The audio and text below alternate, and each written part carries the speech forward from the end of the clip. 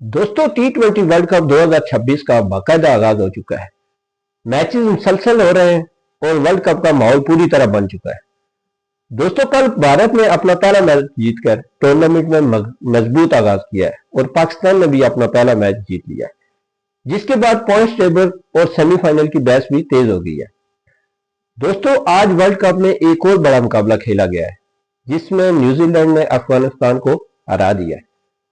ये मैच इसलिए भी आम था क्योंकि दोनों टीमें एक दूसरे को सरप्राइज देने की सलाहियत रखती थी। लेकिन सबसे बड़ी खबर आज ग्राउंड से बाहर आ रही है। आज आईसीसी की एक आम मीटिंग हो रही है, जिसमें पाकिस्तान के साथ साथ बांग्लादेश का भी हवाला जेर बहस है।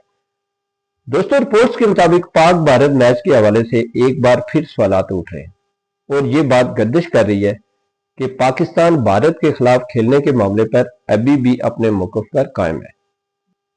दोस्तों ये मामला सिर्फ एक मैच का नहीं है, बल्कि पूरे टूर्नामेंट की सियासत और शेड्यूलिंग पर असर डाल सकता है। अब सवाल यह है कि क्या आईसीसी इस मसले का कोई दरमियानी हल निकाल पाएगा या नहीं, या फिर T20 वर्ल्ड कप में पाक भारत तनाज़ा एक बार फिर सुर्खियों में रहेगा। दोस्तों आपकी राय क्या है, कमेंट्स में जरूर बताएं और हमारे चैनल को सब्सक्राइब जरूर करें।